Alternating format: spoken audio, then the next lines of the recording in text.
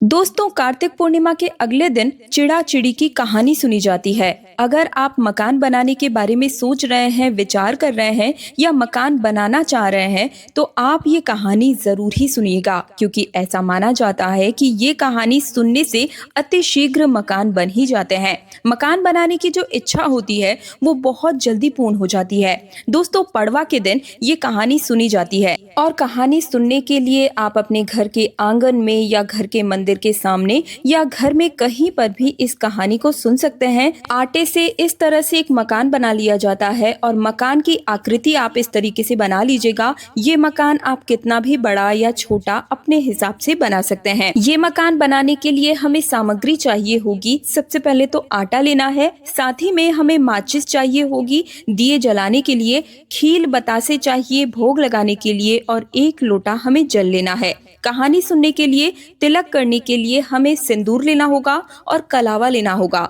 और यहाँ पर हमने 2 मोमबत्ती भी ली है, यानी कि 2 कैंडल्स ली है हमने, और 5 हमें देसी घी के दिए लेने हैं। तो चिड़ी चिड़ा की कहानी सुनने के लिए हमें ये सारी सामग्री ले लेनी है और इसके बाद में हमें आटे से मकान इस प्रकार से बनाना होता है। साथ ही में हमें इस तरह से गुथा हुआ आटा भी लेना होगा। जो गुथा हुआ आटा होता है, इसी से हमें चिड़ा चिड़ी बनाने होते हैं। तो देखिए, इस तरह से हम लोग ये कहानी सुनते हैं। दोस्तों, ये कहानी सुनना बहुत ही ज्यादा शुभ माना जाता है। जैसा कि मैंने आप सभी को बताया कि अगर आप अपना मकान बनवाने के बारे में सोच रहे हैं, विचार बन रहा है, तो आप ये कहानी जरूर सुने। ये कहानी आप सुबह सुबह सुन सकते हैं या फिर आप शाम के समय भी सुन सकते हैं। तो देखिए, जहाँ पर भी हम ये कहानी सुनेंगे, वहाँ जगह को सबसे पहले हम साफ कर लेंगे और उसके बाद में हम आटे से इस तरह से देखिए मकान की आकृति बना लेंगे। मकान की आकृति जितनी आप बनाना चाहते हैं, बड़ी या फिर छोटी, जिस भी आकार का आप अपना घर बनाना चाहते हैं आप बना सकते हैं। और इस तरह से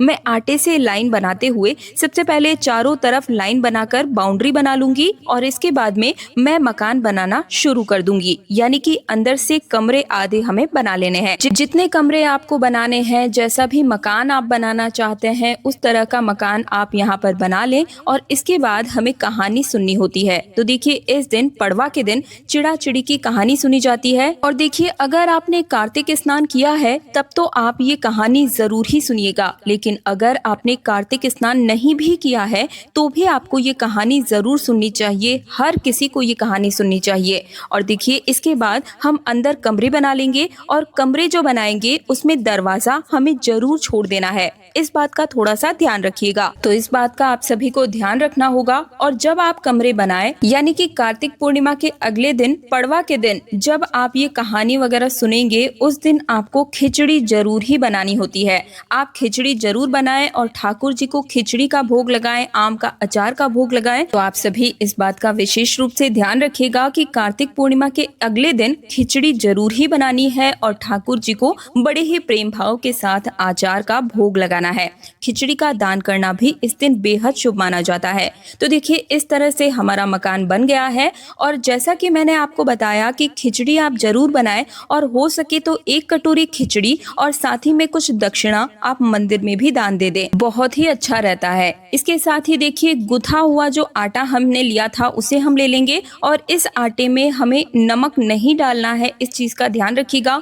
बगैर नमक का आटा हमें लेना होता है और इसमें हमें चिड़ा और चिड़ी इस प्रकार से आकृति जो है वो बना लेनी है। तो देखिए, इस तरह की आकृति मात्र हमें बना लेनी है। जरूरी नहीं है कि बहुत अच्छी आकृति बने, बस आपको इस तरीके से शेप दे देना है कि ये थोड़ा सा चिड़िया जैसा, पक्षी के रूप में ये हमें दिखाई दे। यानी कि एक चिड़ा और एक चिड़िया हमें बनानी है। तो ये मैंने यहाँ पर चिड़ा बना दिया है। चिड़ा जो है वो थोड़ा सा मोटा बनाना है ताकि ये चिड़े जैसा लगे, और जो चिड़िया है वो थोड़ी सी पतली, हल्की पतली हमें बना लेनी है। और इस तरीके से मैं यहाँ पर शेप दे दूंगी।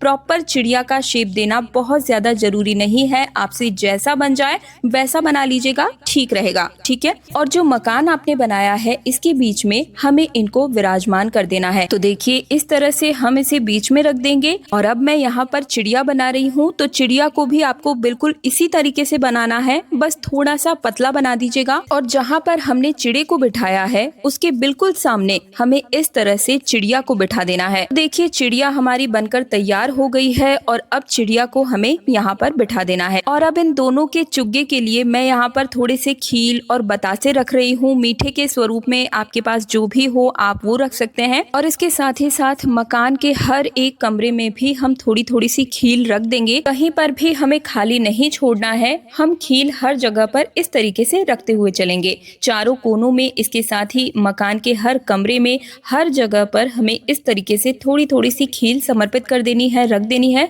तो जो मैंने आपको बताया कि 5 दिए हमने लिए हैं, उनमें से 5 दिए हम मकान के चारों कोनों में रख देंगे। तो देखिए इस तरह से हम यहाँ पर इन्हें रखेंगे। एक दिया हम बीच में रखेंगे और अब सभी दियों को हम जला देंगे। और जो मोमबत्ती ली है वो घर के मेन गेट पर हम रख देंगे। तो देखिए इस तरह से मैंने सभी को जला दिया है। अब एक लोटा जल हम लेंगे और साथ ही में खील ले लेंगे थोड़ी सी, और आप खिचड़ी भी ले सकते हैं इसकी जगह पर। और अब हम चिड़ा चिड़ी को तिलक कर देंगे, क्योंकि ये भी साथ में ही कहानी सुन रहे हैं, तो हमारे साथ इनको भी हम तिलक करेंगे और अपने आप को भी हम लोग तिलक जरूर करेंगे। तो इस तरह से हम लोग सभी को तिलक लगा देंगे। दोस्तों इस दिन खिचड़ी का दान किया जाता है, तो आप चाहें तो चावल और मूंग की दाल को मिक्स करके यहाँ पर एक कटोरी में रख दीजिएगा और उसमें थोड़ी सी दक्षिणा अपने यथा सामर्थ्य रख दीजिए, ताकि इसे आप दान कर सकें। इसके साथ ही जब इतनी तैयारी हमारी हो जाएगी, इसके बाद हमें कथा सुन लेनी है। तो देखिए मैं यहाँ पर अपने हाथों में थोड़ी सी खीर लेकर फिर इस कथा को सुनूंगी। चलिए कथा सुन लेते हैं। एक बार की बात है, 4 चिड़िया थी और चारों सहेलियां थी। चारों कार्तिक नहाती थी। अब आता है पड़वा का दिन। चारों ने सोचा कि चलो बहन खिचड़ी बनाएंगे। एक चिड़िया चावल लेकर आई, एक चिड़िया दाल लेकर आई, एक चिड़िया घी लेकर आई। सबने मिलकर खिचड़ी बना ली। सबने सोचा कि पहले नहा कर आते हैं, फिर बैठकर खिचड़ी खाएंगे। पहले एक चिड़िया आई, उसे भूख लगी थी। बाकी चिड़िया अभी नहीं आई थी, तो उसने खिचड़ी की भाप खा ली। दूसरी चिड़िया आई, उसने खिचड़ी का पानी पी लिया।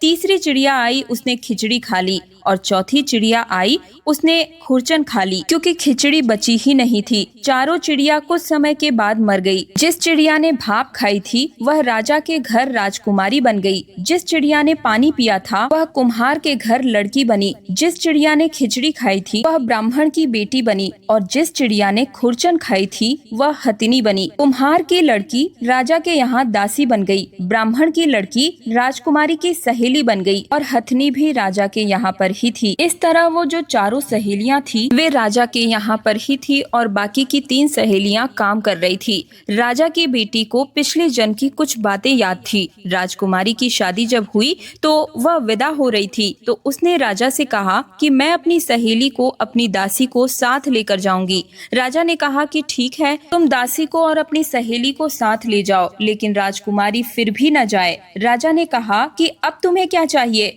तो वो बोली कि मुझे हथिनी भी चाहिए। राजा ने नौकर को कहकर हथिनी को भेज दिया। वह हथिनी किसी के भी बस में नहीं आती थी, किसी के कहे के अनुसार नहीं चलती थी। हथिनी उठे ही नहीं, तो राजकुमारी खुद उसके पास गई और उसने उसके कान में पिछले जन्म की सारी बात कही, जिसे सुनकर वो सीधे खड़ी होकर चल दी। ये देखकर राजा बहुत हैरान हुआ। राजा ने सोचा कि ये मेरी बेटी नहीं है, क्योंकि ये तो जानवरों से बात करती है। राजा ने सोचा कि शायद ये मेरी बेटी के रूप में कोई और बहरूपिया है। राजा ने तलवार निकाल ली और कहा कि सच सच बता, तू कौन है, नहीं तो मैं तेरी गर्दन काट दूंगा। तब राजकुमारी ने अपने पिताजी से अपने पिछले जन्म की सारी बातें कही। ये बात सुनकर सभी बहुत हैरान हुए। जिस राजकुमार के साथ राजकुमारी का विवाह हुआ था, उस राजकुमार ने कहा कि कार्तिक स्नान से इतना फल मिलता है, तो हम दोनों जोड़े से कार्तिक नहाएंगे और खूब दान पुण्य करेंगे। इसके बाद राजकुमार और राजकुमारी दोनों ने कार्तिक स्नान किया और पड़वा के दिन खिचड़ी बनाकर चिड़ा चिड़ी की कहानी सुनी। इससे उनके घर में अन्न और धन के भंडार भर गए और उनके महलों में दिन दुगनी रात चौगुनी तरक्की होने लगी। जिस तरह से पड़वा की कहानी सुनने के कारण उन चारों चिड़ियों का उद्धार हुआ, उसी तरह से इस कहानी को कहते, सुनते और हुंकार भरते सभी पर भगवान अपनी कृपा दृष्टि बनाए रखना, सभी का उद्धार करना। इसके बाद हम गणेश जी की कहानी जरूर सुनेंगे, क्योंकि गणेश जी की कहानी के बिना कोई भी कहानी पूर्ण नहीं मानी जाती है। तो अब हम गणेश गणेश जी की कथा सुन लेते हैं।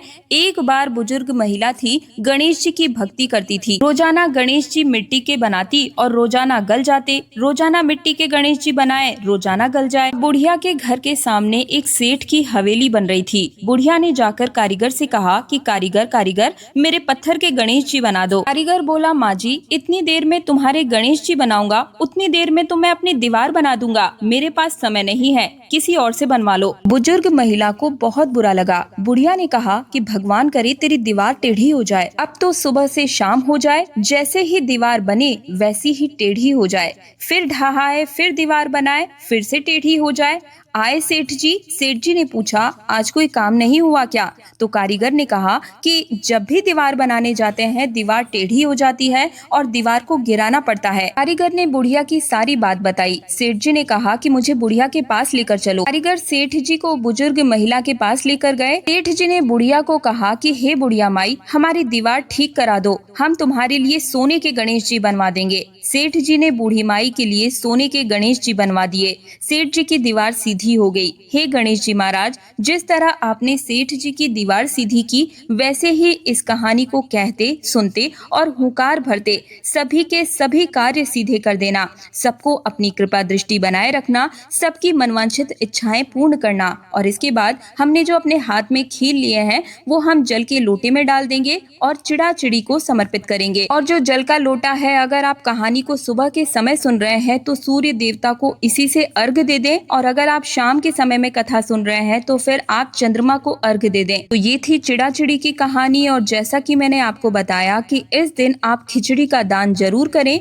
और खिचड़ी का सेवन भी जरूर करें और ठाकुर जी को भी खिचड़ी का ही भोग लगाएं। तो दोस्तों, अगर आपको ये कहानी पसंद आई है, मेरी मेहनत पसंद आई है, तो वीडियो को लाइक करके मुझे कमेंट सेक्शन में जरूर बताइएगा। और आप सभी से मेरा निवेदन है कि मेरे चैनल तीज त्योहार और धर्म को जरूर सब्सक्राइब कर लीजिए, ताकि आने वाले सभी तीज त्योहारों से जुड़ी हुई संपूर्ण जानकारी आपको हर रोज मिलती चली जाए। तो इसके लिए पास वाले बेल आइकन को जरूर प्रेस कीजिएगा और इस वीडियो को ज्यादा से ज्यादा शेयर जरूर कीजिएगा। आपका छोटा सा शेयर शायद किसी के कष्टों से उसे मुक्ति दिला सकता है और इससे आपको पुण्य की प्राप्ति होती है। तो मैं दिव्या आप सभी से आज्ञा चाहूंगी। हरे रामा हरे कृष्णा।